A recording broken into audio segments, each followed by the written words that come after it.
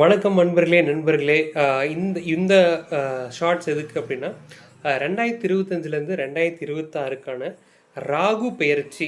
ராகு வந்து எப்படி இருக்கும் அப்படின்னு சொல்லி ஒரு 4 ராசிக்கு நான் வந்து இந்த வீடியோ வந்து இது பண்ணுறேன். ஸோ எதுக்கு இப்போது, ஏன்னா 2025 மார்ச் ஏப்ரல்லே வந்து ராகு கேது பயிற்சி நடந்துருச்சு. ஏன் இப்போ வந்து சொல்கிறேன், ஏன்னா 1.5 வருஷம் தான் ஒரு பயிற்சி, ராகு கேது பயிற்சிங்கிறது. 6 மாதம் முடிஞ்சிருச்சு. 6 மாதத்துக்கு அப்புறம் எதுக்கு இந்த வீடியோ நிறைய பேத்துக்கு டவுட் வரும். ஆக்சுவலாக சனி பயிற்சியாக இருந்தாலும் சரி, ராகு கேது பயிற்சியாக இருந்தாலும் சரி, அதோட பலன்கள் பார்த்தீங்கன்னா பயிற்சியான அடுத்த நாள்லேருந்தே நடக்கணும் அப்படிங்கிற சாத்தியம் இல்லை. ஒரு 3 மாதம், ஒரு 6 மாதம் அதுக்கப்புறம் வச்சு செஞ்சுட்டு போவோம். இப்போ சனி பயிற்சி 2.5 வருஷம் அப்படின்னா முன்ன பின்ன வக்ரமாவார், வக்ர நிவர்த்தி ஆகி போவார். ஸோ நமக்கு வந்து 2.5 வருஷம் டைம் இருக்குது, கொஞ்சம் மெதுவாக வச்சு செஞ்சுட்டு போவோம் அப்படிங்கிற மாதிரி.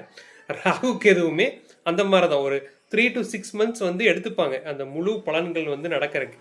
ஸோ இந்த ராகுக்கு இந்த பெயர்ச்சி எதுக்கு, இந்த பலன்கள் எந்த ராசிக்கு அப்படின்னு பார்த்தீங்கன்னா, மெயினாக சொல்ல போனால் மிதுனம், சிம்மம், துலாம், கும்பம், இந்த 4 ராசிக்கு தான் வந்து ஜென்ரலாக இப்போது இந்த ஒரு 6 மாதத்து காலத்துக்குள்ளே இது நடந்திருக்கும்.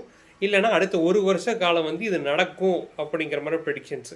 ஸோ ஜென்ரலாக வந்து ராகு ஏன் இவ்வளோ நாள் நடக்கலை அப்படிங்கிற போது, சனி இடையில வந்து வக்ரமாகி பின்னோக்கி வந்தார். கும்பராசியில் வந்து கொஞ்ச நாள் இருந்தார். ஸோ அப்போ கும்பராசியில் சனி ராகு இருக்கும்போது ராகுவோட பலனை சனி கொஞ்சம் கம்மி பண்ணுவார் அப்படிங்கிற மாதிரி சொல்லலாம். ஸோ இப்போ வந்து சனி மறுபடியும் வந்து மீனராசிக்கு போகும்போது என்னென்ன மாதிரி பலன்கள் நடக்கும் இந்த 4 ராசிக்கு அப்படின்னா, ஃபஸ்ட்டு அம்மாவோட உடல்நிலையில் ப்ராப்ளம்ஸ் வர்றதுக்குண்டான வாய்ப்பு அதிகங்க. 2வது மன அழுத்தம் அதிகமாக இருக்கும். வாழ்க்கையை பற்றி வந்து ஒரு பயம் ஏற்படும்.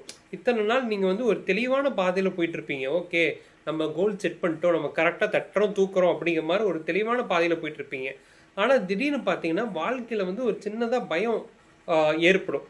அப்புறம் இன்னொரு விஷயம், இந்த மாதிரி டைமில் தான் இந்த பில்லி சூனியம், நமக்கு யாராச்சும் மருந்து வச்சிட்டாங்களா, நம்ம முன்னேற்றத்தை வந்து யாரோ தடை பண்ணுற மாதிரியே இருக்கே அப்படிங்கிற மாதிரி ப்ராபபிலிட்டிஸ் எல்லாமே இந்த ராகு வந்து சந்திரனை தூண்டும் போது.